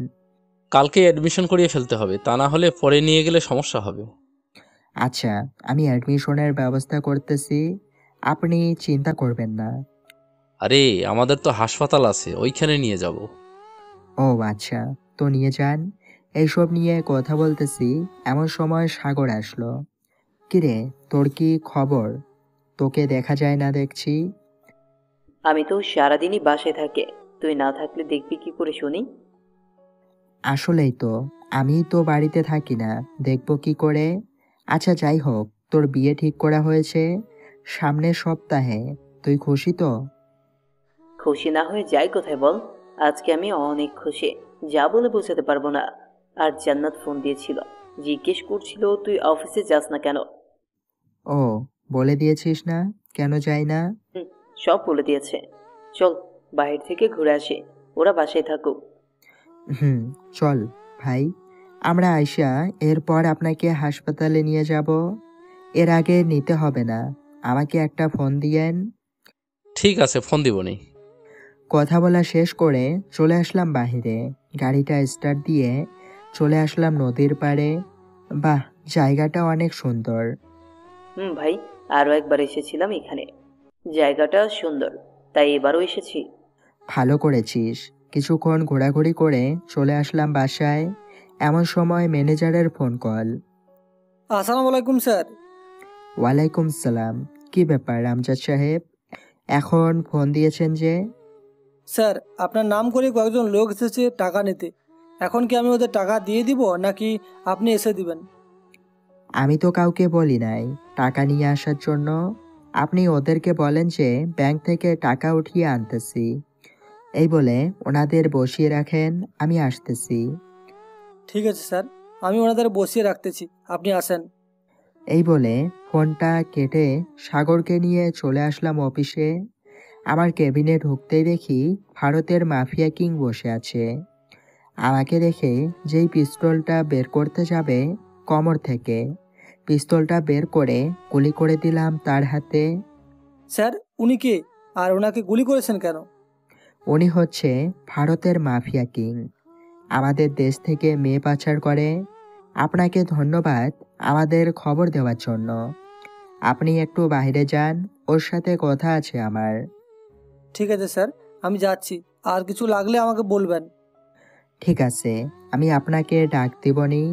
আর বাহির থেকে কেউ যাতে আমার কেবিনে ঢুকতে না পারে সেই দিকে খেয়াল রাখবেন। ঠিক আছে স্যার, আপনার কেবিনে কেউ ঢুকতে পারবে না, আমি আছি বাইরে। ম্যানেজার চলে যেতেই পিস্তলটা ভারতের মাফিয়া কিংয়ের মাথায় ঠেকিয়ে বলতে লাগলাম, কিরে, এত সাহস হয়ে গেছে তোর যে আমার অফিস থেকে টাকা নিবি, আবার আমার দেশ থেকে টাকা নিবি? তোকে যদি খবর না দিত তাহলে তো টাকা নিয়ে চলে যেতাম, আর আমাকে মেরে কি হবে? আমার মতো আবারও দুবাইয়ের মাফিয়া জন্ম নেবে, এই বলে রাখলাম। ঠিক আছে, দেখা যাবনি কেমন মাফিয়া জন্ম নেয়। আর তোকে এমনভাবে পাঠাবো তোর বাপও ভয় পেয়ে যাবে তোকে দেখে। এই বলে বক্স থেকে রামদাটা বের করে তার 2 পা কেটে ফেললাম। চিৎকার করতেছে, কিন্তু ওর আওয়াজ এই ঘরেই বন্দী, বাইরে কোনো শব্দ যাচ্ছে না। ওর সামনে ওর 2 পা টুকরো টুকরো করে ফেললাম। কিরে, এখন কেমন লাগে? তোর সামনেই তোর 2 পা রেখেছিস, কিভাবে কেটেছি? প্লিজ আমাকে মারিস না, আমি চলে যাব ভারতে, আর কখনো এই বাংলাদেশে পা রাখবো না। প্লিজ ছেড়ে দে। তোকে তো ছাড়বো না। তুই একে তো আমার বাংলাদেশ থেকে মেয়ে নিয়ে যাস, আবার আজকে তোর কত বড় সাহস হয়েছে তুই আমার এইখান থেকে টাকা নিয়ে যাবি? আমি বলছি তো আর আসবো না এখানে, এখন ছেড়ে দে। দেখ আমার পা দিয়ে রক্ত পড়তেছে। পড়তে থাকুক, তুই দেখতে থাক। এই বলে ওর একটা হাত কেটে ফেললাম। সাগর আমার দিকে তাকিয়ে তাকিয়ে দেখতেছে। কিরে, এমন করে কি দেখতেছিস? মেঘ, তুই যে এমন একটা ছেলে আমি আগে কখনো ভাবি নাই। তোকে আজকে নতুন রূপে দেখলাম। বাবা, তুই বাংলাদেশকে রক্ষা করতে পারবি। এই নে, এটা আমার তরফ থেকে। এই বলে একটা সিগারেট ধরিয়ে দিল আমার মুখে। তুই তো দেখি আমাকে পুরাই মাতাল করে দিবি রে। যাকে সেসব কথা আছে, ওকে সাইজ করি, এরপর বাকি কথা হবে। এই বলে ভারতের মাফিয়ার মুন্ডুটা কেটে ফেলে দিলাম। প্রায় 30 মিনিট ধরে ভারতের মাফিয়াকে টুকরো টুকরো করে প্যাকেটে করে দিলাম। এর সাথে একটা চিঠি লিখে দিলাম, সাগর এই প্যাকেটটা কুরিয়ার সার্ভিসে পাঠিয়ে দে। ঠিক আছে, আর মেঝেতে যে রক্ত পড়ে আছে ওগুলো কি করবে? ম্যানেজারকে বলে দিতেছি যে পরিষ্কার করে ফেলতে। এই বলে ম্যানেজারকে ডাকতে লাগলাম। কিছুক্ষণ পর ম্যানেজার আসলো। এই রক্তগুলো পরিষ্কার করে ফেলে দিবেন, ঠিক আছে? ঠিক আছে স্যার। আর এই নেন, এই ব্যাগে 10 কোটি টাকা আছে, এই মাসের ইনকাম। সবার টাকা দেওয়া হয়ে গেছে তো, নাকি দেন নাই এখনো? সবার টাকা দেওয়া হয়ে গেছে। এই মাসে সবাইকে একটু বাড়িয়ে দিয়েছি, কারণ সবাই কষ্ট করেছে এই মাসে বেশি। এই 10 কোটি টাকা থেকে 50 লাখ টাকা নিয়ে সবার অ্যাকাউন্টে দিয়ে দেন। বাকি টাকা আমার ব্যাংক অ্যাকাউন্টে জমা দিয়ে আসবেন, ঠিক আছে? ঠিক আছে স্যার, আপনি যা বলবেন তাই হবে। ম্যানেজার চলে গেল। আমিও চলে আসলাম বাড়িতে। এসে দেখি জামির ভাই, ভাবি আর নীলা বসে আছে। কি ব্যাপার ভাই, আপনারা এইখানে? তোমার জন্য অপেক্ষা করছিলাম। তোমার ভাবিকে তো হাসপাতালে নিয়ে যেতে হবে, না নিয়ে গেলে তো সমস্যা হবে। 2-3 দিনের ভিতরে ডেলিভারি করতে হবে। আপনি বাইরে আসেন, আমি গাড়ি বের করতেছি। এই বলে বাইরে চলে আসলাম। বুলেট প্রুফ গাড়িটা বের করে সবাইকে নিয়ে চলে আসলাম হাসপাতালে। ভাবিকে কেবিনে নেওয়া হলো। মেঘ, তুমি কি ওইখানে থাকবে নাকি বাসায় চলে যাবে? এইখানেই থাকবো, পাশে আমার হোটেল আছে, ওইখানে থাকতে পারবো নীলাকে নিয়ে। আপনি না হয় ভাবির সাথে থাকেন। ঠিক আছে। নীলা, তুমি এইখানে থাকো, রাতে আমি এসে নিয়ে যাব। আমার একটু কাজ আছে, এখন যাই। আর কোনো কিছু দরকার হলে আমাকে ফোন দিয়েন। ঠিক আছে, ফোন দিবনি। আর সাগরকে একটু পাঠিয়ে দিও, ওর সাথে কথা আছে একটু।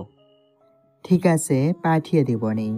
এই বলে চলে আসলাম নিচে। কিছু সিকিউরিটি গার্ড রেখে গেলাম, যাতে ভাইদের সুরক্ষিত রাখতে পারে। গাড়িটা নিয়ে সোজা চলে আসলাম নদীর পাড়ে। এমন সময় পিছন থেকে কে যেন ডাকতে লাগলো। পিছনে তাকিয়ে দেখি আবরার ভাই ডাকতেছে। ভাই, আপনি এইখানে, তা ও আবার একা একা? রে, ভালো লাগতেছে না রে। আব্বু আম্মুর কথা খুব মনে পড়তেছে, তাই এইখানে এসে বসে আছি। আপনার আব্বু আম্মুকে বের করার দায়িত্ব আমি নিলাম। 1 মাসের মধ্যে আপনার আব্বু আম্মুকে বাহির করে ছাড়বো। ঠিক আছে। আবার এর সাথে আরো কিছুক্ষণ গল্প করলাম। দেখতে দেখতে সন্ধ্যা হয়ে গেছে। আবার আর এখন যাই রে, হাসপাতালে ভাইকে রেখে এসেছি। ঠিক আছে ভাই, আপনি যান, আমি আপনাকে জানাবো সকল খবর। ঠিক আছে। আবরারের কাছ থেকে বিদায় নিয়ে চলে আসলাম হাসপাতালে। এসে দেখি ভাবিকে অপারেশন থিয়েটারের ভেতরে নিয়ে গেছে। ভাই, আজকে ডেলিভারি করাচ্ছেন যে? তোমার ভাবির হঠাৎ করে অনেক ব্যথা শুরু হয়েছে। ডাক্তার দেখে বলেছে এখনই অপারেশন করাতে হবে। তাই ওরা ভিতরে নিয়ে গেছে। ও আচ্ছা, কিছুক্ষণ পর 2টা বেবি নিয়ে আসলো নার্স। এই নেন, আপনার একটা মেয়ে একটা ছেলে হয়েছে, আর আপনার স্ত্রী সুস্থ আছে। আপনার স্ত্রীর জন্য কিছু ফল নিয়ে আসেন। আপনার স্ত্রীর শরীরে রক্ত নেই। ভাই আপনি থাকেন, আমি নিচ থেকে ফল নিয়ে আসতেছি। টাকা লাগলে নিয়ে যাও। আরে না ভাই, আমার কাছে টাকা আছে, টাকা লাগবে না। ঠিক আছে, যাও তাহলে। আমি চলে আসলাম নিচে কিছু ফল নিয়ে। যেই চলে আসতে যাব এমন সময় একটা লোককে দেখে দাঁড়িয়ে গেলাম, কারণ এই লোকটা হচ্ছে ডেভিড। কি ব্যাপার, ডেভিডকে তো মেরে ফেলেছি, ও আবার জীবিত হলো কি করে? ফলগুলো দোকানদারের কাছে রেখে ডেভিডের সামনে চলে আসলাম। আমাকে দেখে যেই পালিয়ে যেতে যাবে ওর শার্টের কলার ধরে ফেললাম। কিরে, কোথায় পালিয়ে যাইতেছিস? আমাকে ছেড়ে দেন, আমি তো কিছু করি নাই। তুমি তো ডেভিড। কি যা তা বলতেছেন? আমি ডেভিড না। গত কিছুদিন আগে আগুনে পুড়ে আমার মুখ ঝলসে যাওয়ার কারণে আমি সার্জারি করিয়েছি। ডাক্তার আমাকে এই মুখটা বানিয়ে দিয়েছে। ও আচ্ছা, আপনাকে যে চিকিৎসা করেছে ওই ডাক্তারের নামটা যদি একটু বলতেন তাহলে ভালো হতো। আমার ভাইয়েরও এমন অবস্থা হয়েছে, তাকেও চিকিৎসা করাবো। ডাক্তারের নাম আদিল মাহমুদ, এই হাসপাতালের ওই কাজ করে। ও আচ্ছা, ধন্যবাদ ভাই আপনাকে। ছেলেটাকে ছেড়ে দিলাম, ওর পোশাকে একটা চিপ লাগিয়ে দিলাম।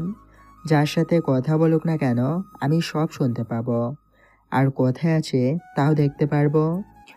ফলগুলো নিয়ে চলে আসলাম হাসপাতালে। ভাই এই নেন ফল। নীলা, আপনি এইখানে থাকেন, আজকে যাওয়ার দরকার নেই। আপনি বললেও আমি যাইতাম না, কারণ আমার ভাইয়া আর বোন হয়েছে। ঠিক আছে, আমি আরও 2টা নার্স পাঠিয়ে দিতেছি, কোনো সমস্যা হবে না, ওরা দেখে রাখবে বাচ্চাদের। না মেঘ, নার্স লাগবে না, আমরাই আছি তো এইখানে। ডাক্তার স্যালাইন দিয়ে গেছে তোমার ভাবিকে। ও আচ্ছা, আমি চলে আসলাম নিচে। রিসিপশনে এসে দেখি ডেভিড এইখানেও। কি ব্যাপার, আমার সাথে কি হচ্ছে? শুধু ডেভিডই তো সামনে আসতেছে কেন? রিসিপশনে গিয়ে জিজ্ঞাসা করলাম, ডাক্তার আদিল মাহমুদ আছে নাকি এখনো? জি স্যার, এখনও ডাক্তার আদিল মাহমুদ আছে, 4তলা 302 নম্বর কেবিনে আছেন উনি। ধন্যবাদ আপনাকে। রিসিপশন থেকে চলে আসলাম ডাক্তার আদিল মাহমুদের কেবিনে। ডাক্তার, আসতে পারি? জি, কামিন। আপনার কি লাগবে বলেন। আচ্ছা, এই লোকটার ফেস আপনি সবাইকে বানিয়ে দিতেছেন কেন? আপনি কি এই লোকটাকে চেনেন নাকি? ওনাকে চিনি না, কিন্তু উনি আমাকে 1 কোটি টাকা দিয়েছে আর বলেছে যে ওই লোকটার মুখ 25 জনকে বানিয়ে দিতে। ও আচ্ছা, এই লোকটা তো আপনার কাছে এসেছিল তাই না? আর কবে আসবে তা কি জানেন? উনি কালকে আসবেন। ওনার চেহারাটাও চেঞ্জ করা হয়েছে। ঔষধ নিতে আসবেন আবার উনি। ও আচ্ছা, কালকে যদি উনি আসে তাহলে এই নাম্বারে ফোন দিয়ে বলবেন, কারণ উনি মেয়ে পাচারকারী। ওনার ফেস পাল্টে উনি সব মানুষকে ধোকা দিচ্ছে। আপনি কোনো চিন্তা করবেন না, আমি আপনাকে জানাবো। আর উনি আসলে আমি ওনাকে না হয় 1 ঘন্টার জন্য ঘুম পাড়িয়ে রাখবো, যাতে কোথাও পালিয়ে যাইতে না পারে। ঠিক আছে, এই বলে চলে আসলাম জামির ভাইয়ের কাছে। বাহ, বাচ্চা 2টা খুব সুন্দর হয়েছে। ভাই, ভাবিকে রিলিজ দিবে কবে? 3 দিন পর দিবে রিলিজ, এখন দিবে না বলতেছে। ও আচ্ছা, আর ডেভিড এখনো মরে নাই? ওইগুলো অন্য মানুষ ছিল, ডেভিড তার চেহারা পাল্টে ফেলেছে, তাই ওকে চেনা যাচ্ছে না। কালকে এইখানে আসবে, তখন ওকে ধরবো। আমার কাছে আনতে হবে না, তুমি নিজেই মেরে ফেলে দিও নদীতে, যাতে মাছরা খেয়ে ফেলতে পারে। মাছের খাবার হতে দিব কেন? আমাদের হিংস্র কুকুরগুলোকে গত 3 মাস ধরে ভালো খাবার দেই না। ডেভিডকে না হয় দিয়ে দিব। ঠিক আছে, দিও। বাইরে এসে বসে আছি, কিছুক্ষণ পর সাগর আসলো। সাগর, তুই এইখানে থাকিস, আমি হোটেলে চলে যাচ্ছি, একটু রেস্ট নিব। না নিলে হয়তো কালকে আর বিছানা থেকে উঠতেই পারবো না। তুই যা, আমি এখানে আছি। আর ডেভিডকেও দেখলাম বাইরে দাঁড়িয়ে আছে। ওইটা ডেভিড না, ডেভিডের মুখ লাগিয়েছে, তাই ডেভিডের মতো লাগতেছে তাদেরকে। ও আচ্ছা। রাত 10টায় চলে আসলাম হোটেলে। খাওয়া দাওয়া করে সোজা কেবিনে এসে শুয়ে পড়লাম। কখন যে ঘুমিয়ে গেছি খেয়াল নেই। সকালে ফোনের রিংটোনে ঘুম ভাঙলো। হ্যালো ভাই, ওই লোকটাকে ঘুম পাড়িয়ে রেখে দিয়েছি এইখানেই, আপনি আসেন। আসতেছি, আর কেউ যদি আসে তাকে দিও না, 10 মিনিটের মধ্যে আসতেছি। এই বলে ফোনটা রেখে চলে আসলাম বাইরে। ফ্রেশ হয়ে খাবার না খেয়ে সোজা চলে আসলাম হাসপাতালে। ডাক্তার আদিলের কেবিনে গিয়ে দেখি একটা লোক ঘুমাচ্ছে। ডাক্তার, এইটাই কি সেই লোক? এইটাই সেই লোক আপনি যার কথা বলেছিলেন। আর 10 মিনিট টাইম আছে, উনি আবার উঠে যাবেন। যা করার তাড়াতাড়ি করেন। ওকে, আর একটা ইঞ্জেকশন দিয়ে দেন, যাতে আজকে রাত পর্যন্ত ঘুমায়। কিন্তু এতে তো ওর ক্ষতি হবে। আরে, ও রাতেই মরে যাবে, ওর ক্ষতি হলেই বা কি হবে বলেন? ও আচ্ছা, ঠিক আছে, আমি ইঞ্জেকশন দিয়ে দিতেছি। আর একটা কথা, এই হাসপাতালটা মনে হয় না আর বেশি দিন টিকবে, কারণ 1 মাস আগে কয়েকজন মাফিয়া আমাদের হুমকি দিয়েছে যে এই হাসপাতাল আর চলবে না। তা নিয়ে চিন্তা করবেন না, যারা হুমকি দিয়েছে তাদের কবেই পরপারে পাঠিয়ে দিয়েছি। এখন যাই তাহলে, সাগর নামের একটা ছেলেকে পাঠাচ্ছি, ওই ছেলেটা ওনাকে নিয়ে যাবে, ঠিক আছে? কিন্তু আমি চিনব কি করে ওনাকে? যদি অন্য কেউ এসে বলে যে যদি সে সাগর, তখন আমি দিয়ে দিলে। কিন্তু আমি চিনব কি করে ওনাকে? যদি অন্য কেউ এসে বলে যে যদি সে সাগর, তখন আমি দিয়ে দিলে। এই যে এই ছেলেটা আসবে, ঠিক আছে? ফোন থেকে সাগরের একটা ছবি বের করে দেখিয়ে দিলাম। রাতে চলে আসলাম ডেরায়। এসে দেখি ডেভিড উঠে গেছে। কিরে, আমার হাত থেকে বেঁচে কয়দিন থাকবি? বারবার খোগো তুমি খেয়ে যাও ধান, এইবার তো ফাঁদে পড়েছ, এইবার যাবে তোমার প্রাণ। আমি জানি একদিন না একদিন আমি ধরা পড়বই, আর চিন্তা করিস না। আজকে যখন তুই আমাকে মারবি, তার সাথে তুইও মরবি, কারণ আমার পেটে টাইম বোমা ফিট করে রেখেছি, আর 20 মিনিট পর ফেটে যাবে। বাহ, অনেক সময়ের মধ্যে তোর ব্যবস্থা করে ফেলবো। এই বলে আমার লোকদের কাজে লাগিয়ে দিলাম। 10 মিনিটের মধ্যে ওরা প্রায় 20 হাত গর্ত করে ফেলেছে। দেখ ডেভিড, এই মাটির নিচেই তোকে মরতে হবে। এই বলে ডেভিডকে ধাক্কা দিয়ে ফেলে দিলাম। তোমরা সবাই ওকে মাটি দিয়ে দাও, আর সবাই দূরে সরে যাও, কারণ আর 2 মিনিট আছে ওর টাইম বমটা ফুটতে। ভাই চলেন, আমার বাড়ির ভিতরে গিয়ে বসে থাকি, তাহলে আমাদের কোনো ক্ষতি হবে না। আরে, বাড়ির ভিতরে যদি গিয়ে বসে থাকি তাহলে আমাদের মারার চান্স আরও বেশি, কারণ বমটা ফাটলে জায়গা নড়ে নড়ে উঠবে, জায়গাটা নড়ে চড়ে উঠবে। এই বলে গাড়ির দিকে তাকিয়ে দেখি আর মাত্র 15 সেকেন্ড রয়েছে। সবাই দৌড়ে দূরে চলে আসলাম। 15 সেকেন্ড পর ঠাস করে বমটা ফেটে গেল। 2 মিনিটের মতো মাটি কাঁপাকাঁপি শুরু করে দিয়েছিল। যাই হোক, তোমার সবাই এইখানেই থাকো, আমি হাসপাতালে চলে যাই। আজকে ভাবিকে নিয়ে যাব বাড়িতে, 3 দিন হয়ে গেছে। ঠিক আছে ভাই, আপনি যান, আর যদি কোনো কাজ লাগে আমাদের খবর দিবেন, আমরা সাথে সাথে চলে যাব ওইখানে। ঠিক আছে, আমি চলে আসলাম হাসপাতালে। বিল দিয়ে ভাবিকে নিয়ে চলে আসলাম বাসায়। দেখতে দেখতে 2টি মাস কেটে গেল। রাতে ঘরে বসে আছি, এমন সময় ভাবি আসলো। মেঘ, তোমার সাথে কিছু কথা ছিল, যদি তুমি আসতে আমার রুমে। জি ভাবি, চলেন। ভাবির সাথে চলে আসলাম তাদের রুমে। এসে দেখি জামির ভাই আর সাগর বসে আছে। কি ব্যাপার, সবাই এইখানে বসে আছেন যে? মেঘ, আমি তোমাদের বিয়ে ঠিক করে ফেলেছি, 2 দিন পর তোমাদের বিয়ে হবে। কিন্তু ভাই, আমার তো গার্জিয়ান নেই, আমার হাতে কি করে নীলাকে তুলে দিবেন? ভাই, আর কোনো চিন্তা করতে হবে না, আপনার পরিবার পেয়ে গেছি, এই যে আপনার পরিবার। দরজার দিকে তাকিয়ে দেখি আমার কোম্পানির ম্যানেজার দাঁড়িয়ে আছে, আর তার সাথে একজন মহিলা দাঁড়িয়ে আছে। কি ব্যাপার, আপনি এইখানে? বাবা আয়, আমার বুকে আয়, আজ 20 বছর পর তোকে পেলাম আমার কাছে। আবরার, ওনারা কি বলতেছে এইসব? ঠিক বলতেছে ভাই, ওনারা কারণ ওরা ওই আপনার জন্মদাতা পিতামাতা। আবরারের কথা শুনে আব্বু আম্মুকে জড়িয়ে ধরে কেঁদে ফেললাম। যে কিনা আমার অফিসে ম্যানেজার হয়ে কাজ করত, তিনি কিনা আমার বাবা। মেঘ, এই নাও সকল কাগজপত্র। তুমি যে ওনাদের ছেলে, এইখানে সবকিছু আছে, কবে তোমার জন্ম হয়েছিল সবকিছু। যদি বিশ্বাস না হয় তাহলে তুমি তোমার পিঠের মাঝখানে দেখো, 3টা 3 আছে। আমি জানি। আব্বু আম্মুকে কাছে পেয়ে খুব আনন্দ লাগতেছে। আজকে আমার জামের ভাই বিয়েটা ঠিক করে ফেলল। 2 দিনের মধ্যে বাড়ি সাজানো হয়ে গেছে। দেখতে দেখতে বিয়ের দিন চলে আসলো। ঘরোয়াভাবেই বিয়েটা হয়েছে আমাদের। আজকে বিয়ের 2য় দিন।